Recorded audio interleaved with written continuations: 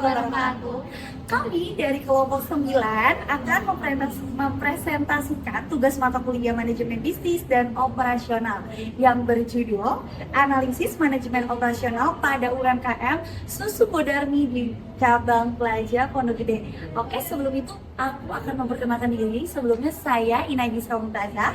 Saya Rahana Sianjaningrum. Saya Rizky Aifah Putri. Saya Devita Chandra. Saya Rot Efranda Bunda. Selamat menyaksikan video kami. Kalau dipikir. Saya Rizky Aifah Putri dengan NIM 64240682. Di sini saya akan menjelaskan tentang latar belakang dan rumusan masalah. Latar belakang, UMKM berperan penting dalam perekonomian. Yang kedua, tren minuman kekinian terus meningkat. Yang ketiga, Susu Mbok Darmi menawarkan berbagai varian susu dengan harga yang terjangkau. Yang keempat, diperlukan analisis operasional agar usaha lebih efektif dan efisien. Rumusan masalah yang pertama, bagaimana penerapan POS. Yang kedua, bagaimana kapasitas dan efisien operasional. Yang ketiga, bagaimana analisis SWOT. Yang keempat, bagaimana penerapan PERT atau CPM. Saya Rana Sianjaningrum dengan NIM 64240559. Di sini saya akan menjelaskan bagian tujuan penelitian kami. Yang pertama itu menganalisis penerapan FOAC, yang kedua mengidentifikasi suatu usaha, yang ketiga mengetahui kapasitas produksi dan efisiensi, dan yang keempat atau terakhir menganalisis proses penggunaan PERT atau CPM. Pada slide ini, saya akan menjelaskan gambaran umum usaha yang menjadi objek penelitian kami, yaitu Susu Mbok Darmi. Susu Mbok Darmi merupakan UMKM yang bergerak di bidang minuman susu kekinian dengan berbagai varian rasa dan harga yang terjangkau. Usaha ini melayani penjualan secara langsung maupun online untuk memudahkan pelanggan dalam melakukan pembelian. Susu Mbok Darmi beroperasi setiap hari mulai pukul 10 pagi sampai 10 malam. Dalam satu hari, usaha ini mampu memproduksi sekitar 100 cup minuman. Dalam menjalankan usahanya, Susu Mbok Darmi selalu mengutamakan kualitas produk, kesegaran minuman, dan pelayanan yang ramah agar pelanggan merasa puas dan tertarik untuk melakukan pembelian kembali. Pada slide ini ditampilkan visi dan misi dari UMKM Susu Mbok Darmi. Visi usaha ini adalah menjadikan usaha minuman susu kekinian yang berkualitas dan terjangkau bagi seluruh kalangan masyarakat. Untuk mewujudkan visi tersebut, Susu Mbok Darmi memiliki beberapa misi, yaitu menyediakan produk yang berkualitas, memberikan pelayanan yang cepat dan ramah kepada pelanggan, terus melakukan inovasi produk sesuai kebutuhan pasar, serta memanfaatkan teknologi digital sebagai sarana promosi dan pengembangan usaha. Dengan adanya visi dan misi tersebut, Susu Mbok Darmi diharapkan dapat terus berkembang dan mampu bersaing di tengah industri minuman kekinian yang semakin kompetitif. Assalamualaikum warahmatullahi wabarakatuh. Perkenalkan, nama saya Inaya Giska Mumtazah dengan NIM 64240840. Di sini saya ingin menjelaskan tentang penerapan POAC. Di usaha kami, konsep POAC diterapkan dalam kegiatan sehari-hari.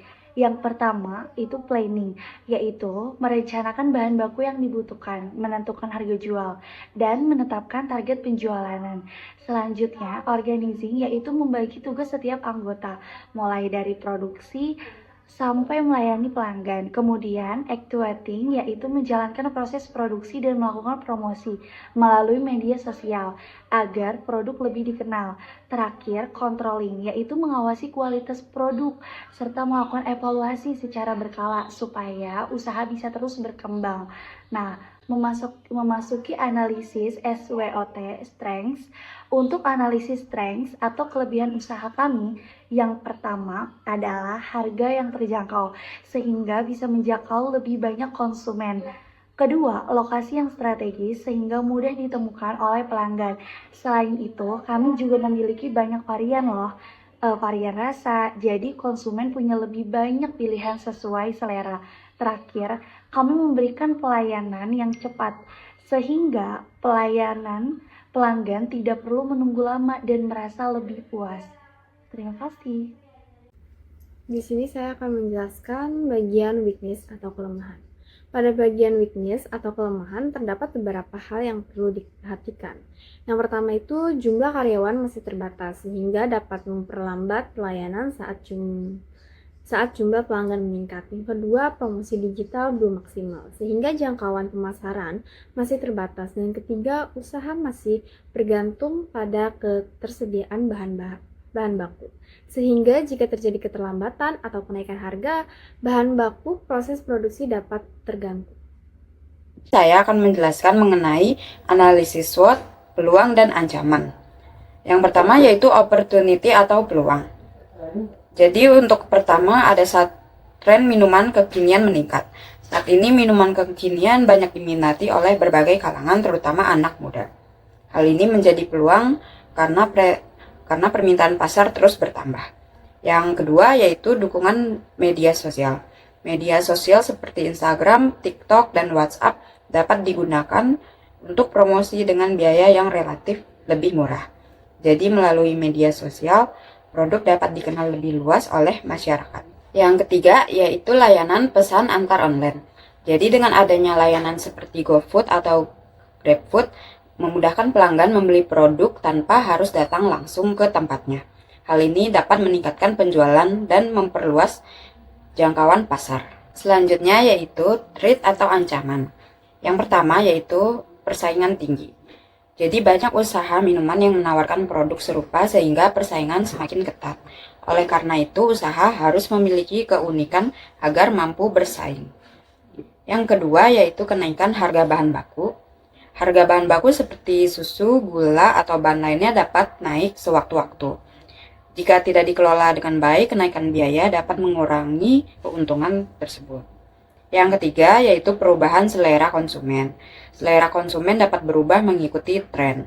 Karena itu usaha harus terus berinovasi agar produk tetap diminati. Jadi dari analisis ini dapat disimpulkan bahwa usaha memiliki peluang yang cukup besar, namun tetap harus mampu menghadapi berbagai ancaman yang ada. Selanjutnya yaitu strategi pengembangan bisnis. Yang pertama yaitu planning atau perencanaan, yaitu untuk menentukan kebutuhan bahan baku, menetapkan harga jual yang sesuai, dan menentukan target penjualan yang ingin dicapai. Jadi pada tahap perencanaan kami menghitung bahan baku, menentukan harga produk, serta menetapkan target penjualan agar usaha dapat berjalan sesuai tujuan. Yang kedua yaitu organizing atau pengorganisasian, yaitu membagi tugas setiap anggota, lalu ada yang bertugas produksi, pelayanan, dan pemasaran. Jadi pembagian tugas dilakukan agar pekerjaan lebih teratur dan setiap anggota memiliki tanggung jawab yang jelas. Yang ketiga yaitu actuating atau pelaksanaan, yaitu melakukan produksi produk, menjalankan promosi melalui media sosial. Pada tahap ini rencana yang telah dibuat mulai dilaksanakan, mulai dari produksi hingga promosi untuk menarik konsumen. Yang keempat yaitu controlling atau pengawasan. Mengawasi kualitas produk, mengevaluasi hasil penjualan dan kinerja usaha. Jadi pengawasan dilakukan untuk memastikan kualitas produk tetap baik serta mengetahui kekurangan yang perlu diperbaiki. EERT atau CPM, proses produksi. Pada slide ini ditampilkan daftar aktivitas dalam proses produksi. Aktivitas A adalah penyiapan bahan baku dengan waktu 2 menit. Selanjutnya aktivitas B, yaitu penyiapan cup dan peralatan selama 1 menit. Aktivitas C adalah mencampur bahan yang membutuhkan waktu 2 menit. Setelah itu dilakukan aktivitas D, yaitu mengaduk bahan selama 1 menit. Kemudian aktivitas E, menambahkan es dan topping selama 1 menit. Berikutnya aktivitas F, yaitu pengemasan selama 1 menit. Dan yang terakhir aktivitas G yaitu penyerahan produk kepada pelanggan dan 1 menit. Dalam waktu ini digunakan sebagai dasar dalam menyusun diagram PERT atau CPM untuk mengetahui urutan pekerjaan dan jalur krisis dalam proses produksi. Slide selanjutnya diagram jaringan PERT atau CPM. Pada slide ini ditunjukkan diagram jaringan PERT atau CPM dari proses produksi.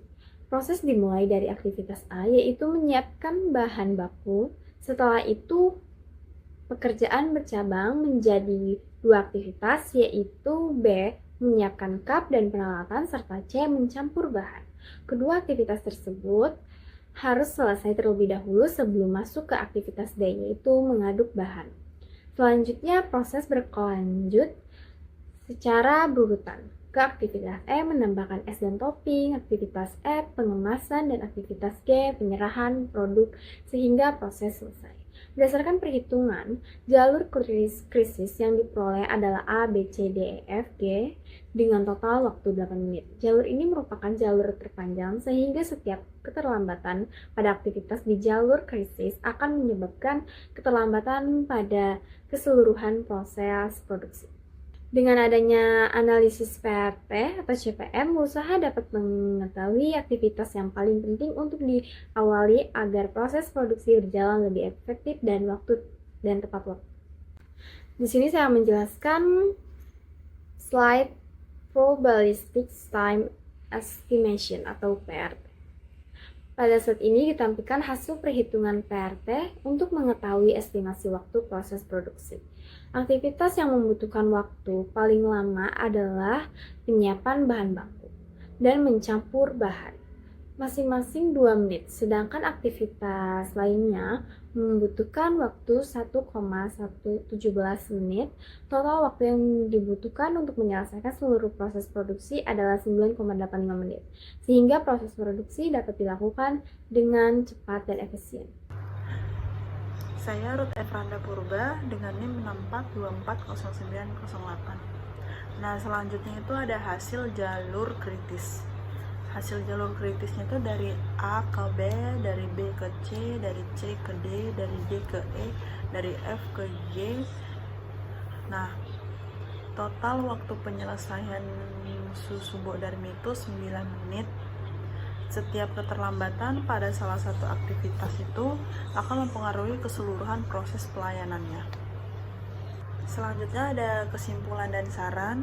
Kesimpulannya, POAC telah diterapkan dengan baik. Kapasitasnya mencapai 700 cup per minggu dan terdapat peluang pengembangan yang besar. Selanjutnya ada saran.